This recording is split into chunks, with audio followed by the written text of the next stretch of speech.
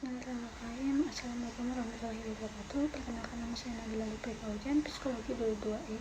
Di sini saya akan membahas mengenai psikologi perkembangan kehidupan beragama. Nah, di sini tuh ada 4 topik. Yang pertama ada keberagamaan pada masa anak-anak, yang kedua ada keberagaman pada masa remaja, yang ketiga ada keberagaman pada masa dewasa, yang keempat ada penelitian tahapan perkembangan manusia. Keberagaman pada masa anak-anak, religious intrigues, merupakan potensi yang secara alamiah membawa manusia dalam kehidupan beragama. Perkembangan potensi ini dipengaruhi oleh aspek kepribadian lain, baik itu kognitif maupun afektif.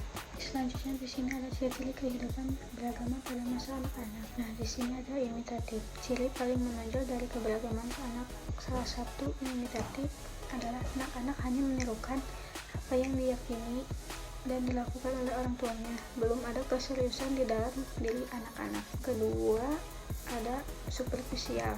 Anak-anak melakukan ritual keberagamaan hanya bersifat superficial, maksudnya jika didapati seorang anak yang rajin beribadah keagamaannya, mereka umumnya hanya melakukan sebagai kebiasaan, tidak ada penghayatan. Yang ketiga, ritualistik. Belum adanya penghayatan di dalam keberagamaannya, maka anak-anak cenderung beribadah dengan sifat ritualistik. Nah, di sini ada autoritatif. Menyebutkan jika ciri-ciri kehidupan beragama anak masih bersifat autoritatif, karena keberagaman anak-anak masih didominasi oleh keberagaman orang dewasa di sekitarnya, terutama orang tuanya. Selanjutnya ada konflik dan antropomorfis. Berdasarkan teori perkembangan kognitif fisik, anak-anak umur 7-11 tahun berada pada tahap profesional konkret. Pada masa ini, anak memahami segala sesuatu yang abstrak akan diinterpretasikan secara konkret. Nah, yang kedua ada keberagaman pada masa anak remaja. Religious love merupakan karakteristik kehidupan beragama pada masa remaja yang sangat menonjol beberapa karakteristik kehidupan beragama pada masa anak-anak.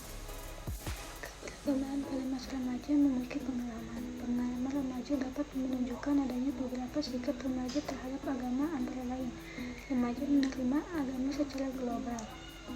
Remaja menerima agama dengan perasaan acuh tak acuh. Yang ketiga, membantah diri dan diiringi sifat kritis. Yang keempat, menerima agama dengan ragu-ragu. Yang kelima, melaksanakan agama dengan keyakinan. Keberagaman pada masa remaja. Remaja bisa dibilang pemikirannya out of the box alias kadang di luar nalar. Tapi masih ada kaitannya dengan begitu remaja perlu dibimbing dan dimotivasi agar tidak melenceng dari agama yang ia anut. Berikut adalah pembinaan dan motivasi agama yang harus didapat melalui sebagai berikut. Yang pertama itu latihan keagamaan, konsistensi agar terbiasa. Yang kedua ada tradisi agama dapat menjadi norma atau aturan hidup. Yang ketiga ada penamaan kedisiplinan agama. Yang keempat itu memberikan contoh teladan sehingga dapat dicontoh dengan baik. Selanjutnya ada keberagaman pada masa dewasa. Gambaran umum dan tantangan kehidupan beragama pada dewasa. Kematangan psikologis, sosial, dan ekonomis umumnya tercapai pada masa dewasa. Meskipun masa dewasa banyak yang belum matang dalam kehidupan beragama, terlihat dari ciri-ciri egosentris dan perilaku ritualistik yang dibawa dari masa anak-anak. Keberagaman pada masa dewasa, 3 faktor yang mempengaruhi. Yang pertama itu ada ajaran agama, kematangan jiwa, perubahan nilai-nilai. Selanjutnya, keberagaman pada masa dewasa itu memiliki kriteria kehidupan beragama yang matang. Yang pertama itu ada terdiferensiasi, menerima agama secara kritis, bukan kekanak-kanakan. Nah, yang kedua itu ada dinamis dan konsistensi. Agama mengontrol dan mengarahkan aktivitas individu, menciptakan keselarasan antara perilaku dan nilai moral. Yang ketiga ada komprehensif dan integral. Agama menjadi filsafat hidup yang terintegrasi dalam seluruh aspek kehidupan. Integral dengan ilmu pengetahuan, integrasi antara agama dan ilmu pengetahuan sebagai satu kesatuan.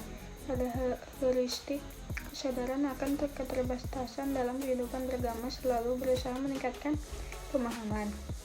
Yang ketiga, ada proses kehidupan beragama. Proses perkembangan kehidupan beragama tidak pernah selesai, merupakan perjalanan tanpa akhir. Yang terakhir itu ada penelitian tahapan perkembangan manusia, konsep doa. Penelitian tentang konsep doa pada anak dilakukan oleh Long dan kawan-kawan. Penelitian ini juga didasarkan teori perkembangan kognitif dari Piaget. Mereka mengadakan wawancara dengan 80 anak laki-laki dan 80 anak perempuan antar umur 5-12 tahun. Hasil penelitian secara tegas menunjukkan adanya keterikatan antara umur dengan konsep tentang doa. Ada 3 tahap, yaitu yang pertama tahap yaitu umur 5-7 tahun, di mana pola pemahaman anak-anak tentang doa masih bersifat global dan belum terinci. Yang kedua, ada pada tahap yang terjadi umur 7-9 tahun. Anak melihat doa sebagai suatu aktivitas yang konkret yang dilakukan pada waktu dan tempat tertentu. Yang ketiga, ada tahap usia 10-12 tahun. Konsep anak tentang doa sudah menunjukkan adanya individualis, sudah bersifat abstrak dan terinci. Dari doa ternyata juga mengalami perkembangan dari masalah pemenuhan kebutuhan pribadi sampai syukur dan terima kepada Tuhan dan ungkapan setia kawan dan altruisme.